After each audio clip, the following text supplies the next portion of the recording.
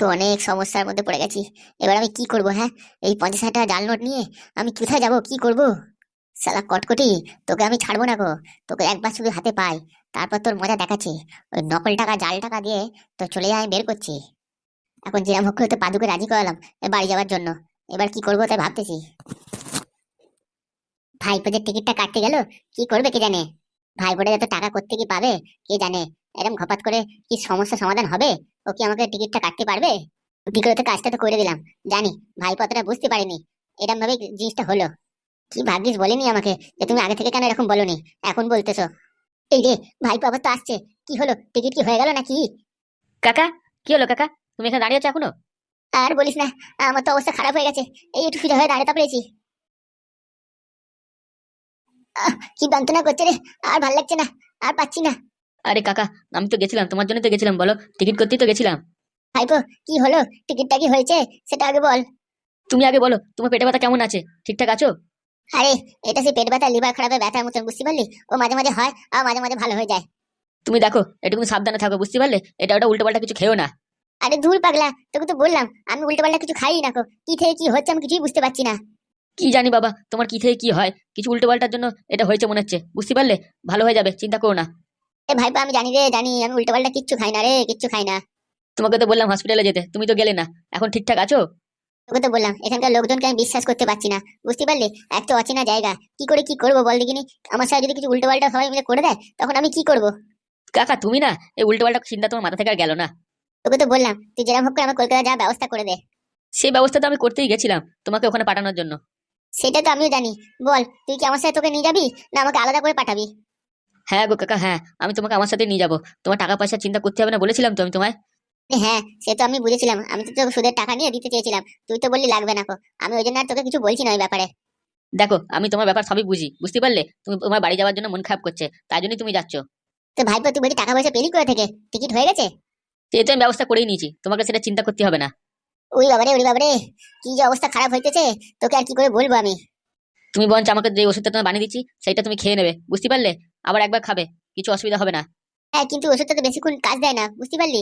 আবার শুরু হয়ে যায়, কিছুক্ষণের জন্য থামে, আবার বন্ধ, আবার চালু হয়ে যায়। হ্যাঁ হ্যাঁ, আমি জানি। তুমি তোমার ওই বাড়িতে গিয়েই তোমার সব ব্যথা ট্যাথা কমে যাবে। কি বলবো বল ভাইপো, আমার তো যেতে একদমই ইচ্ছা করছিল না, কিন্তু হঠাৎ করে কি যে এমন হলো, ওই জন্য যেতে হচ্ছে। তুই যেন আবার রাগটা করিস না। রাগ করা কি আছে? তুমি তো নিজেই এসেছিলে আমার সাথে। বলো, তোমার এখন মন ভালো লাগছে না তাই তুমি ওখানে যেতে চাইছো? কিছু না, তোমার জীবনটাই আগে। ভাইপো, আর বেশি দেরি করিস না, আর চল দুজন মিলে একসাথে বেরিয়ে যাই তাড়াতাড়ি। আরে বাবা হ্যাঁ ঠিক আছে, তুমি ব্যাগটা গুছিয়েছো না? সেই থেকে এখানে বসেই আছে। চলো বাইরের দিকে চলো, আমি তোমার জন্য কিছু খাবার আর ডাবের জল নিয়ে এসেছি। এই তোকে তো বললাম ওইসব কিছু করতে যাস না, তুই আগে যেরকম করে আমাকে এখান থেকে নিয়ে চ, তাহলেই সব ঠিক থাকবে। কি জানি, তুমি তো নিজেই বললে এখানে তোমার কত ভালো লাগছে, হঠাৎ করে খাওয়া দাওয়ারও ভালো ছিল, কি এমন হলো তোমার যেখানে জিনিসটা ব্যবহারটা শুট করছে না, সেটাই বুঝতে পারছি না। আরে কি আর বলবো বল, কালকে শুট করছিল, আজকে এরকম হচ্ছে, তো বলবো না তোকে বল? ওইটাই তো বুঝতে পারছি না আমি। তুমি তো এখানে ওখান সেখান সেখান কোথায় না কোথায় থেকে থাকো থাকো, তার বেলা কিছু হয় না, তুমি যখনই আমার কাছে এলে এখানেই তোমার এরকম হয়ে গেল। আসলে সেটা কথা না, তুমি ওই বাবা কাকা এদের সাথেই থাকতে পারবে, বুঝতে পারলে? ভালোভাবে একা একা তুমি অন্য কোথাও থাকতে পারবে না। হ্যাঁ রে ভাইপো, তুই ঠিকই বলেছিস, আমার দ্বারা একা একা কোথাও থাকা হবে না আর। এটা তো আমি বুঝতেই পেরেছিলাম, তুমি এখানে এসছো একা একা, কিন্তু তোমার এখানে থাকতে মন চাইছে না গো। ওই জন্যই তুমি এসব পেটে ব্যথা বাহানা করে আমাকে দিয়ে টিকিটটা কাটালে। এই না না না ভাইপো, তুই ভুল ভাবিস না, ভুল ভাবিস না রে, সত্যিকারই আমার এরকম হচ্ছে। তোকে আর কি করে বোঝাবো বল আমি। ঠিক আছে ঠিক আছে, অত আর নাটক করতে হবে না গো, আমি তো টিকিট কেটেই ফেলেছি। চলো দুজন মিলে বেরিয়ে যাই। সত্যি, আমি তোকে যে কত কষ্ট দিলাম, তুই এখানে এলি, এই দুদিন কাজ না করতে করতেই আবার আমার সাথে তুই কলকাতা চলে যাচ্ছিস আমাকে রাখতে। কি আর করবো বলো কাকা, তুমি তো আমার কাছে আগে, তাই না? তোমার শরীর খারাপ থাকলে কি আমার ভালো লাগে? আমি থাকতে পারবো না। সে তো বুঝতে পারছি, কিন্তু কি করবো বল? আমাকে তুই যেরকম করে বাড়িতে নিয়ে চল। আমি এসেই ভুল করেছি এখানে, তুই আমাকে একটুখানি নিয়ে চল, দেখবি আমি আস্তে আস্তে ঠিক হয়ে যাবো। আমি বুঝতেই পারছি তোমার মনের ভেতর কি চলতেছে। আরে ভাইপো না রে, তুই আমার মনের কথা বুঝতে পারছিস না, আমি তোকে কি বলতে চাইছি। ঠিক আছে বসো, তুমি তাড়াতাড়ি রেস্ট নিয়ে তাড়াতাড়ি করে গুছিয়ে গেছি নাও, নইলে আবার টিকিটের টাইম হয়ে যাবে। দেখিস, যা হচ্ছে করে আমাকে নিয়ে চল, টিকিটের দাম বেশি নেয়নি তো। ও যা নিচে, ও চ, তুই কলকাতায় চ, আমি তোকে ওখানে ব্যবস্থা করে দেবো ওখানে। হয়েছে হয়েছে, তোমাকে আর কিছু সব ব্যবস্থা করতে হবে না গো, যা করে আমি করে ফেলেছি। তুমি তাড়াতাড়ি ব্যাগটা প্যাকিং করো। তোকে তো বললাম যে লেবু জল একটু বিট লবণ দিয়ে গুলিয়ে দে, ওটাই আমি খেয়ে নি। আবার ডাবের জল কেন আনতে গেলি শুধু শুধু? তোমাকে না কিছু বলা যাবে না, তুমি যেরকম কাজ সেরামই রয়ে গেলে কাকা, বুঝতে পারলে? আর তোকে কি বলবো ভাইপো, তুই তাড়াতাড়ি করে খপাত করে নিয়ে চল আমাকে এখান থেকে। হ্যাঁ যাচ্ছি, চলো। বলছি, প্লেনের টিকিটটা জানলার ধারে নিসনি তো? তোকে তো বলেছিলাম, আমার তো মাথা ঘুরে যায়। হ্যাঁ হ্যাঁ ঠিক আছে, সেটা আমি জানি, আমি ওইখানে টিকিটটা কাটিনি গো। তুই টেনশন নিস না, চ, তুই বাইরের দিকে রেডি হ, তো জামা কাপড় গুছা, আমি ব্যাগ প্যাকিং করে নিচ্ছি। আচ্ছা ঠিক আছে, আমি তো মোবাইলে চার্জে বসিয়ে এসেছিলাম, টিকিটটাও কেটে নিয়েছি, আর একটুখানি চার্জ হয়ে যাক তারপর খুলে নেবো। তাড়াতাড়ি যা, জাতি করে চল, আবার দেরি হয়ে গেলে প্লেনটা আবার উড়ে চলে যাবে। সব প্ল্যানটা আমার নষ্ট হয়ে গেল। এরকম ভাবে মন মেজাজ খারাপ হয়ে গেলে ভালো লাগে? ভেবেছিলাম পায়েলকে নিয়ে একটু সারপ্রাইজ ফারপ্রাইজ দেবো। বলছি কি হয়েছে, তোমাদের মুখটা এরকম চুন হয়ে গেছে কেন? আর বলিস না রে বাবা, বিরাট বড় তো একটা ঝামেলার মধ্যে ফেসে গেছি। কেন, কি হয়েছে বলো আমাকে? এই পাদু আজকে আসতেছে। পাদুদা আসছে তো কি হয়েছে তাতে? সমস্যাটা কিসের? আরে আমাদের ঘরে তো এরকম অশান্তি কেস একটা ঘটে গেছে, সেটা তো তুই জানিস না? আমি তো জানি না কি কেস। আরে আমাদের বাড়িতে যে কটকটি অত টাকা রেখে গেছিল না, সেই টাকা থেকে তো 50,000 টাকা আমরা খরচা করেছিলাম পাদুর জন্য। হ্যাঁ, অত টাকা তুমি ওই কটকটি রেখে গেছিল, আর তারপর তুমি 50,000 টাকা খরচা করেছো? হ্যাঁ রে হ্যাঁ, ওই কটকটি ভুট্টো ক্ষেত থেকে আমাদের বাড়িতে 2 কোটি টাকা রেখে গেছিল না। তারপরে হ্যাঁ হ্যাঁ, কিন্তু কি করবো বুঝতে পারিনি, ওই সব টাকা নকল টাকা, বুঝতে পারলি? যাকে টাকা দিয়েছিলাম সে এসে আমাদের বাড়িতে সব টাকা ফেরত দিয়ে গেল। কি বলছো, সব নকল টাকা? এরকম হতে পারে নাকি? কি আর করবো বলো, ওই কটকটি সব ঝামেলার মধ্যে ফাঁসিয়ে দিয়ে গেছে আমাদের এরকম ভাবে, নিজে অরিজিনাল টাকা নিয়ে চলে গেছে, আর আমাদেরকে লোকের সামনে ফাঁসানোর জন্য ডুপ্লিকেট নকল টাকা দিয়ে গেছে। কুড়ি চেয়েছিল যাতে আমরা এরকম টাকাটা খরচা করতে যাই, আর আমরা লোকের কাছে ফেঁসে যাই, যাতে পুলিশ আমাদের হাজতে তুলে নিয়ে যায়।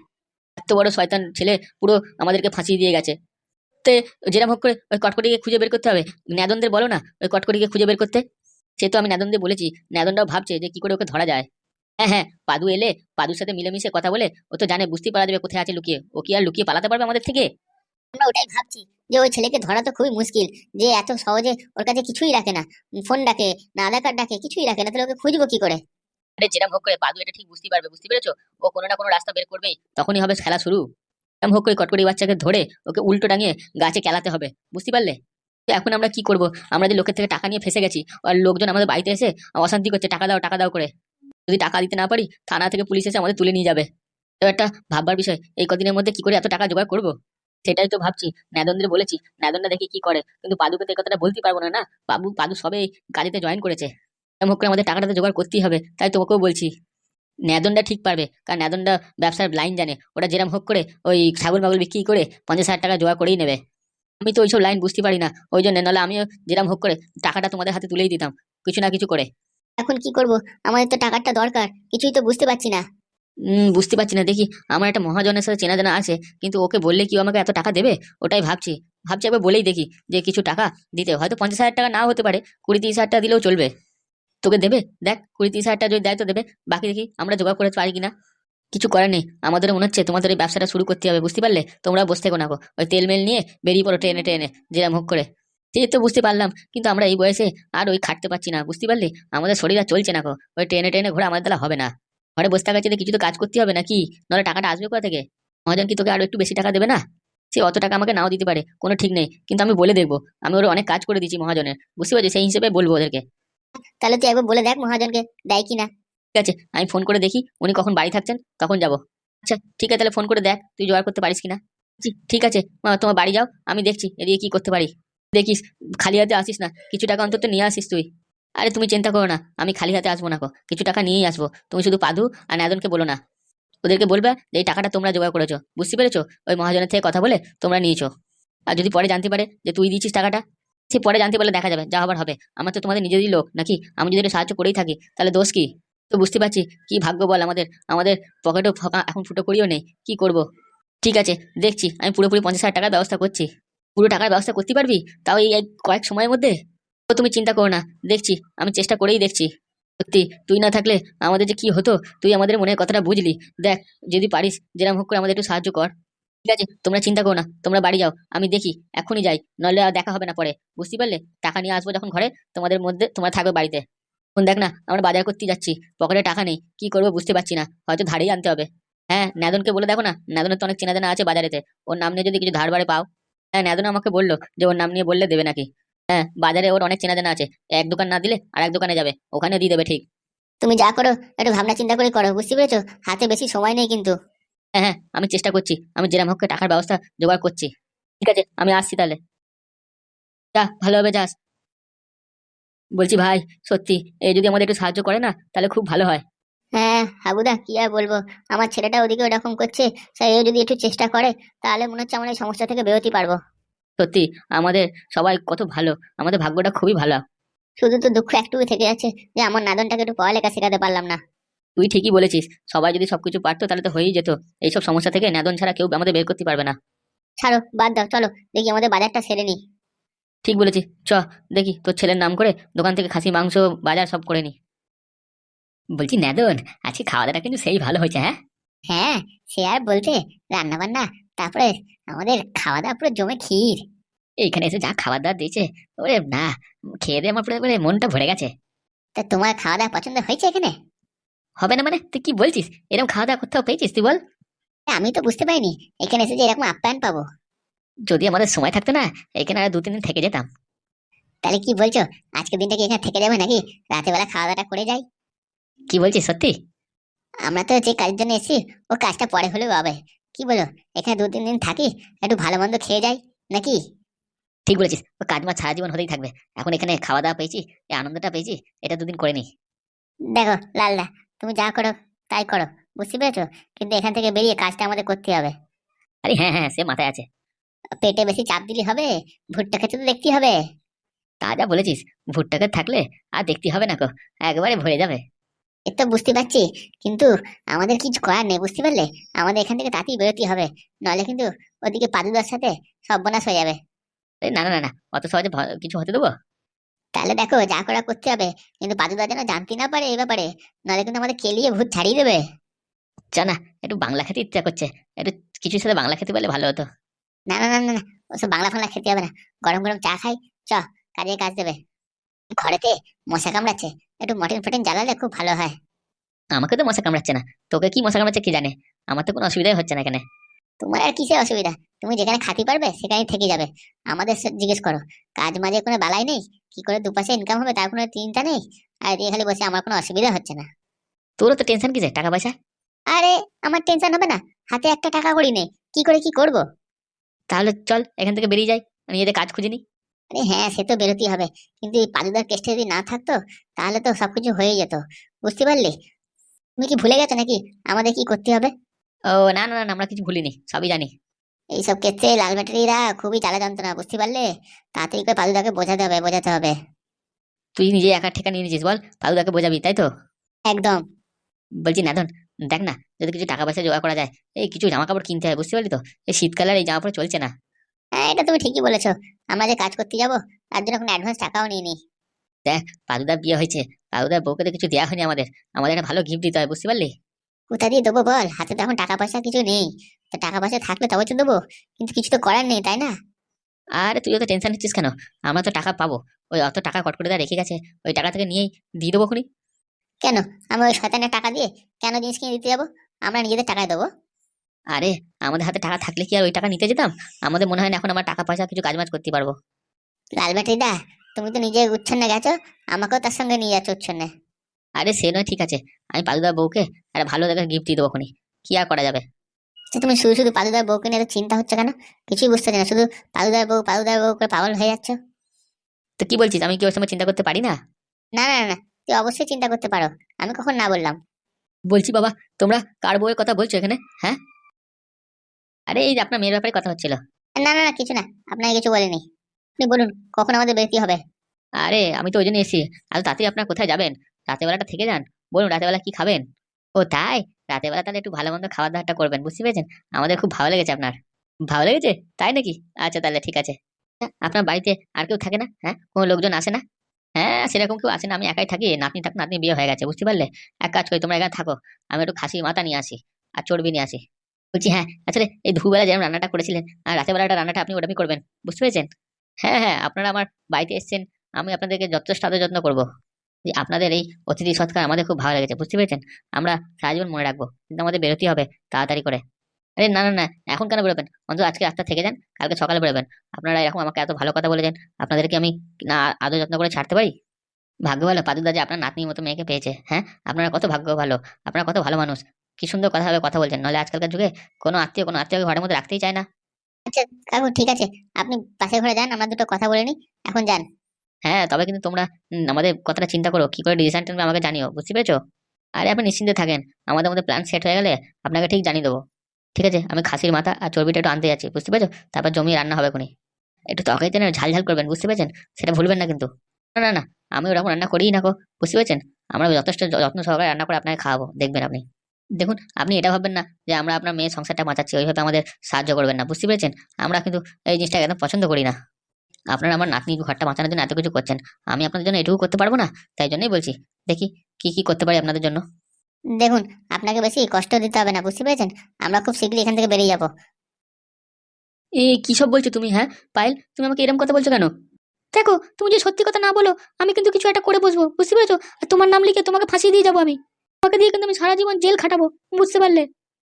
এরকম কথাবার্তা বলছো কেন পায়েল? তোমাকে ওই টুম্পা বলে মেয়েটা অনেক ভালোবাসে, তাই তো?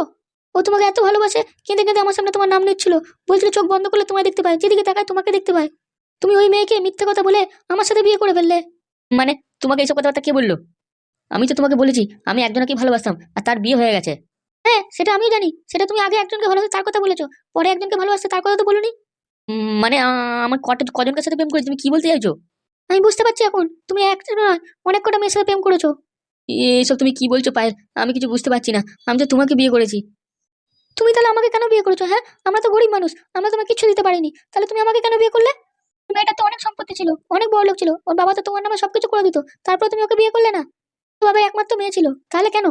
হ্যাঁ, কিন্তু আমার তো ওইসব সম্পত্তির মধ্যে কিচ্ছু চাই না, আমি চাই যাকে আমি ভালোবাসি তাকে বিয়ে করতে। দেখো, আমি তোমার কথা মনে হচ্ছে এখন বিশ্বাস করতে পারবো না, আমি ওই মেয়েটাকে ডাকছি, বুঝতে পেরেছো? তারপর তোমার সাথে কথা বলবো। হ্যাঁ হ্যাঁ, তুমি ডাকো ওই মেয়েটা, কি নাম বললে? টুম্পা, তাই তো? ঠিক আছে, ওকে আমার সামনে ডাকো, তারপর আমরা দুজন মিলে কথা বলছি, দেখছি কে সত্যি বলছে কে মিথ্যে বলছে। ঠিক আছে, আমিও দেখবো, যদি তুমি মিথ্যে কথা বলো তখন কি করবো? আমি মিথ্যে বলছি না, মিথ্যে ও তোমায় বলে গেছে, ওই জন্য তোমাকে আলাদা করে ডেকে কথা বলেছে। কয় ঘরে এসে বলতে বলো দেখি একবার আমার সামনে। আমি তো এটা বুঝতে পারছি না, ওই মেয়েটা তোমাকে অত ভালোবাসে, তুমি ওই মেয়েটাকে বিয়ে না করে আমাকে কেন বিয়ে করতে গেলে? আমি তো তোমাকে সেই কথাটাই বোঝাচ্ছি, আমি তোমাকে ভালোবেসে বিয়ে করেছি, আমি ওকে ভালোবাসতাম, কিন্তু ও আমায় কোনোদিন ভালোবাসেনি। আমি ওই টুম্পাকে বলেছিলাম যে তুমি এখন বাড়িতে নেই, ব্যাঙ্গালোরে আছো, তুমি আসো, তারপর তোমাকে ওর সামনে নিয়ে গিয়ে ডেকে কথা বলবো আমি। তো বলছি, তুমি একজন এসে তোমাকে বললো আর তুমি সেই কথাটা বিশ্বাস করে নিলে? হ্যাঁ, আর আমাকে কথা শোনাচ্ছ তুমি ওই কথাটা নিয়ে? তোমার একটু বিবেকে লাগছে না? আমার তো অনেক রাগ হচ্ছে, তুমি ওই মেয়েটাকে ওরকম ভাবে কাঁদাচ্ছ, তারপর আমাকে বিয়ে করে আমাকে ধোকা দিচ্ছ। কি আর বলো বলো? ঠিক আছে, তোমার এখন রাগ হওয়াটা স্বাভাবিক নয়, তুমি আগে বিশ্বাস তো করো, প্রমাণ তো করো যে আমি মিথ্যে কথা বলছি, তারপর তুমি রাগ করো। ওই মেয়েটি আমাদের সংসারে এরকম আগুন লাগানোর জন্য তোমার কানে এরকম ফুসমন্ত ঢেলে গেছে, বুঝতে পেরেছো? আমি ওটাই ভাবছিলাম, কিন্তু ওই মেয়েটি যেভাবে আমার সঙ্গে কাঁদছিল, আমি ওই কান্নার থেকে অবিশ্বাস কি করে করি? আর এরকম ভাবে কেউ নাটক করতে পারে কেঁদে কেঁদে? হ্যাঁ, কার সাহস আছে এরকম? শুধু শুধু আমাদের সংসারে কেন আগুন লাগাতে যাবে ও? দেখো, তুমি জানো না ওই মেয়েটি কিরকম, বুঝতে পেরেছো? ওই মেয়েটি আমার পেছনে পাগল হয়ে আছে, আমাকে ধোকা দিয়ে এখন আমার সাথে বিয়ে করে বলে সমস্ত যা কিছু তাই করছে। তোমার কথা সত্যি বলছো তুমি এটা? সত্যি বলছি, তুমি একটু হলে প্রমাণ করে দেখাও যে ওই মেয়েটা আমাকে ভালোবাসতো কি আমি ওকে ভালোবাসতাম, আমাদের মধ্যে কিছু খারাপ ছিল, তাহলে তুমি যা বলবে তাই আমি মেনে নেবো। সত্যি বাদু, সত্যি, যদি জিনিসটা সত্যি হয়েছে আমি ডিভোর্স দেবো তোমাকে। আচ্ছা, যদি কথাটা মিথ্যে হয়েছে না, তখন দেখাবো মজা আমি, তোমার সামনে ওই মেয়েটার মজা দেখাবো, আমি বলে দিচ্ছি। হ্যাঁ, আমি জানি, আমি মেয়েটার ফোন নাম্বারও মাথায় মনে রেখেছি, ঠিক আছে, ওকে আমি ফোন করে ডাকছি। তাই নাকি? ও তোমাকে নিয়ে ফোন নাম্বারও দিয়ে গেছে? ঠিক আছে, তাহলে ডাকো, আমার বাড়িতে ডাকো, কোনো ব্যাপার নেই। তোকে বলেছিলাম যে পাদু এলে সঙ্গে সঙ্গে মধ্যে থেকে জেনে তোমাকে ফোন করবো। ঠিক আছে, তাহলে এখন তো আমার সাথে ঝগড়া করে নিলে, এবার ওকে ফোন করে ডাকো তাহলে। আমি তো ওর থেকে চেয়েছিলাম যে তোমার সাথে যদি ওর কোনো ছবি থাকতো, তাহলে এই জিনিসটা তখনই প্রমাণ হয়ে যেত। আরে ছবি কেন থাকবে? ওর সাথে যখন আমার কিছুই ছিল না, তাহলে ওর সাথে ছবি তোলার তো কোনো কথা নয়। কি বাবা, কি হয়েছে পাদু? তোদের মধ্যে কোনো অশান্তি হচ্ছে নাকি? তোরা এত চিল্লাচিল্লি করছিস? না বাবা, সেরকম তো কিছু হয়নি, ওই একটু পায়েলকে কথা বলছিলাম আর কি। কি হচ্ছে পাদু, তোর মুখটা এরকম ছোট হয়ে আছে কেন? কিছু কথা হচ্ছে বল আমাদের। না বাবা, বলছি তো, তুমি যাও, আমি আসছি, একটু পায়েলের সাথে কথা বলিনি, আমি আসছি।